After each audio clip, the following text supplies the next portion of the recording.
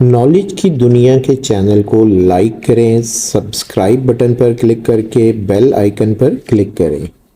अस्सलाम वालेकुम dear students and dear viewers, उम्मीद है आप खैरियत से होंगे। स्टूडेंट्स, आज हम जिस क्लास की बात कर रहे हैं वो क्लास है 11 यानी जमात 11वीं, और हमारा जो सब्जेक्ट है तर्जुमतुल कुरान मजीद है, जो कि फर्स्ट ईयर में इस साल इंट्रोड्यूस किया गया है।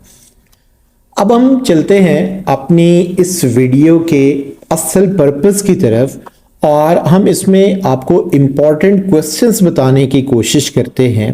जैसे कि आपको मालूम है कि आपके सिलेबस के अंदर टोटल 4 सूरतें हैं। अगर आप 2 सूरतें भी याद कर लेते हैं अच्छी तरह से, उनका तारुफ और उससे रिलेटेड सारी इंफॉर्मेशन जो है, तो आपका पेपर जो है वो 100% क्लियर हो जाएगा। जैसे आपको अगर नज़र आ रहा हो तो यहाँ पर मेंशन है सूरत बकरा, और फिर इसी तरह सूरत आले इमरान, और फिर सूरत अनफाल, और इसी तरह सूरत तौबा। अब इसमें टोटल आपके पास 4 सूरतें हैं। 2 सूरतें भी आप कर लेते हैं कंप्लीट, तो आपका मैक्सिमम पेपर जो है वो तैयार हो जाएगा। हम मजीद गेस पर बात करने से पहले मॉडल पेपर ब्राय जमात 11वीं जो आपकी बुक के पेज नंबर 142 पर मेंशन है, हम इसको थोड़ा सा पहले डिस्कस करते हैं ताकि हमें मालूम हो कि हमारे पास क्वेश्चंस किस तरह से आने हैं और हम इसको किस तरह से आगे कंटिन्यू करेंगे और हमारे नंबर्स जो हैं, हमारे मार्क्स जो हैं वो पूरे आ सकें। जैसे आपको नजर आ रहा है कि मॉडल पेपर ब्राय जमात 11वीं, और इसमें टोटल नंबर कितने हैं? टोटल नंबर आपके पास 50 नंबर हैं। यानी आपके पास सबसे जो पहला सवाल आता है वो MCQ से रिलेटेड आता है। टोटल आपके पास 10 MCQs होंगे। अब ये MCQs आते कहां से हैं? MCQs आपकी सूरतों में से आएंगे। यानी ये तमाम सूरतों का तारुफ आपको याद होना चाहिए, मरकज़ी मज़ामीन का पता हो, खुलासा हो, और अहम नुकात जो होंगे, जो आपको टीचर साहबान ने पढ़ाते वक्त अहम चीज़ें नोट करवाई थी, उन्हीं में से MCQ ज़्यादा बनने के चांसेस हैं। हिस्सा दोम जो है इंशाइया जिसे हम कहते हैं, जिसके अंदर टोटल कितने सवाल पूछे जाते हैं? टोटल 8 सवाल पूछे जाएंगे। आपने कितने अटेम्प्ट करने हैं? आपने सिर्फ 5 अटेम्प्ट करने हैं। हर क्वेश्चन के 2 नंबर होंगे, और यूं ये टोटल आपके पास 10 मार्क्स का क्वेश्चन नंबर 2 बनेगा। फिर इसी तरह से आपके पास क्वेश्चन नंबर 3 जो है आपसे पूछा जाएगा कि कोई से 5 कुरानी अल्फाज के मानी लिखें। ये अल्फाज कितने होंगे? टोटल 8 होंगे, और आपने कितने अटेम्प्ट करने हैं? 5 करने हैं, और नंबर भी इसके 5 हैं। इसी तरह जो सवाल नंबर 4 है, दर झैल में से कोई से 3 अज्जा का बामुहावरा तर्जुमा लिखें। अब बामुहावरा तर्जुमा जो है हमारे पास आएंगी कितनी? टोटल 5। आपने कितनी करनी है? 3 का आपने बामुहावरा तर्जुमा करना है।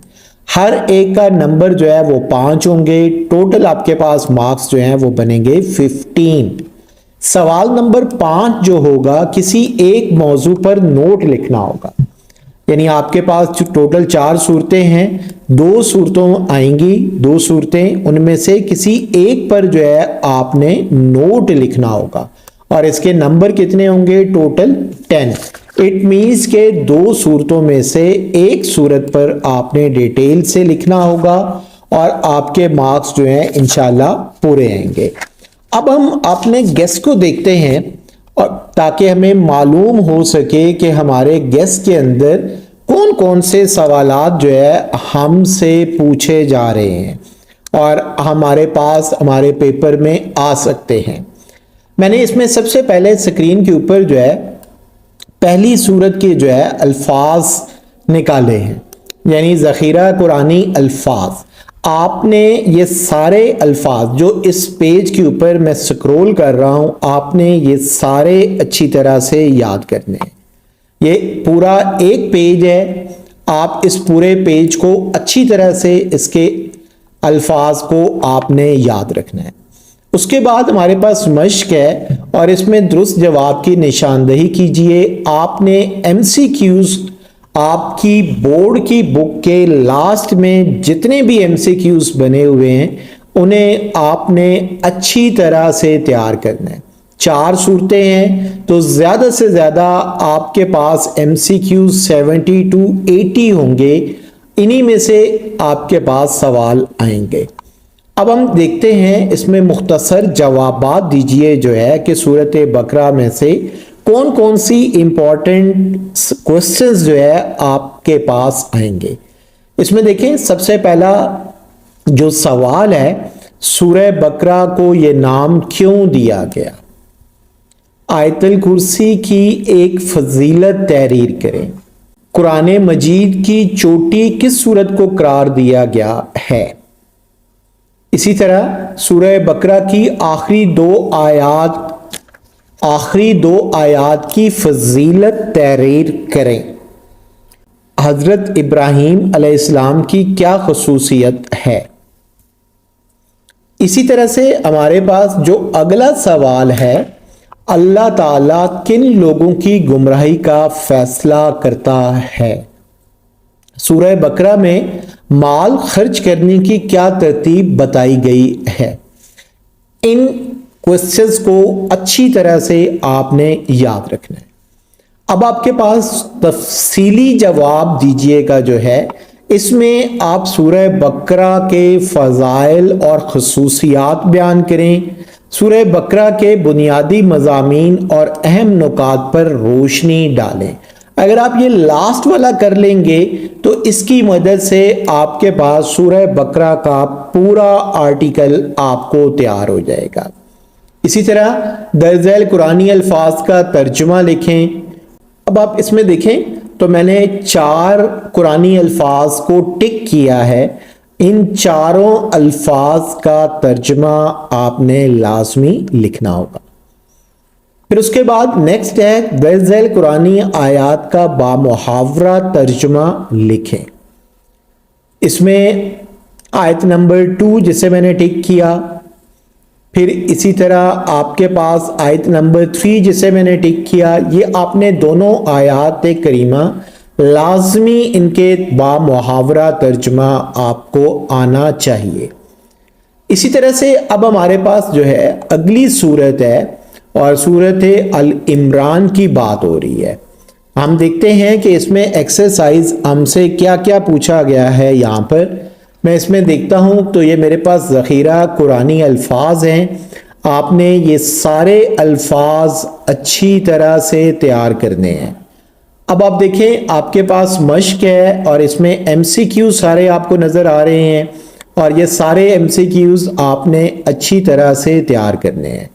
مختصر جوابات دیجئے کے اندر جو ہے سب سے پہلا پوائنٹ جو ہے کہ سورہ ال-عمران میں کن 2 غزوات کا ذکر ہے؟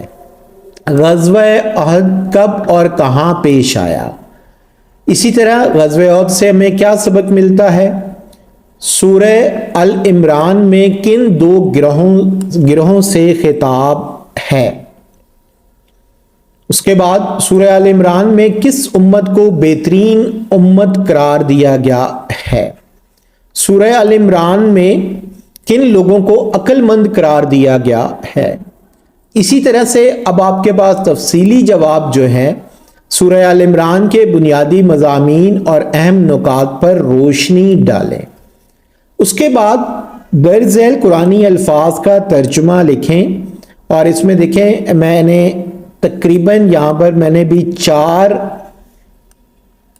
الفاظ کو ٹک کیا ہے، ان کو آپ نے لازمی طور پر یاد رکھنا ہے۔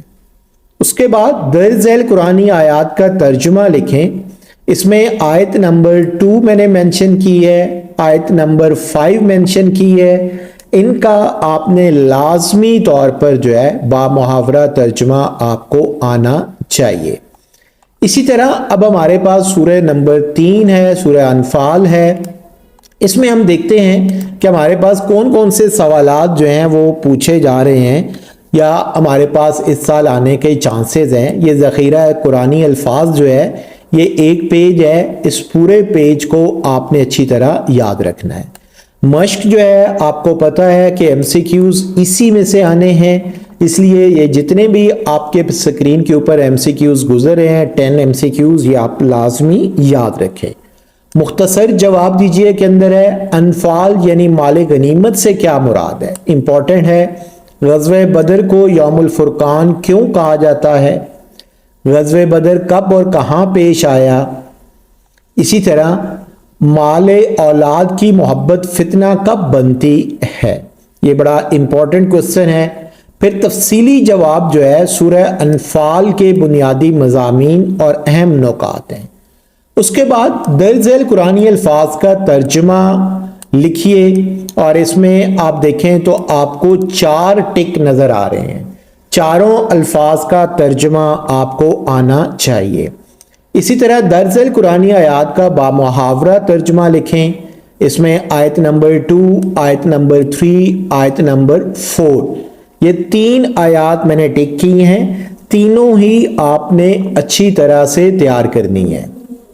اس کے بعد ہمارے پاس سورہ نمبر 4 جو ہے سورہ توبہ جو ہے، اس میں اب ہم دیکھتے ہیں کہ ہم سے کون سے سوالات جو ہے وہ پوچھے جا رہے ہیں۔ اس میں سب سے پہلا پوائنٹ تو وہی ہے، آپ کے پاس ذخیرہ الفاظ والی آپشن آئے گی، اور یہ دیکھیں آپ کے پاس یہ ذخیرہ الفاظ جو ہے یہ موجود ہے، اور آپ اس کو اچھی طرح سے تیار کر لیں کیونکہ اس میں سے آنا ہی آنا ہے 5 نمبر کا سوال۔ اس کے بعد مشق ہے، ایم سی کیوز آپ کے پاس ہیں، سکرین کے اوپر سکرول کر رہا ہوں میں، آپ اس میں دیکھ سکتے ہیں ٹوٹل 10 ایم سی کیوز آپ کی سکرین پر موجود ہیں۔ مختصر جواب دیجئے۔ اس میں پہلا سوال امپورٹنٹ ہے، دوسرا امپورٹنٹ ہے غزوہ تبوک میں منافقین کا کیا کردار تھا، غزوہ تبوک کا سبب کیا تھا، غزوہ تبوک سے کیا نتائج حاصل ہوتے ہیں، سورہ توبہ کے شروع میں تسمیہ یعنی بسم اللہ الرحمن الرحیم کیوں نہیں ہے، سورہ توبہ میں مسجد کی نگرانی کے لیے کس چیز کو لازمی قرار دیا گیا ہے، سورہ توبہ میں کس طرح کو منافقانہ طرز عمل قرار دیا گیا ہے۔ اسی طرح آپ کے پاس تفصیلی جواب جو ہے سورہ توبہ کے بنیادی مضامین اور اہم نکات پر روشنی ڈالیں۔ درج ذیل قرآنی الفاظ کا ترجمہ آپ نے بتانا ہے۔ اس میں دیکھیں میں نے 4 الفاظ کو ٹک کی ہے، انہی میں سے انشاءاللہ آپ کے پاس قرآنی الفاظ آئیں گے۔ نیکسٹ سوال ہے درج ذیل قرآنی آیات کا بامحاورہ ترجمہ لکھیں، اور اس میں دیکھیں میں نے آیت نمبر 4 اور آیت نمبر 5 2 میں نے ٹک کی ہیں، انشاءاللہ اسی میں سے آپ کے پاس کوسچنز آئیں گے۔ In advance best of luck and thank you so much.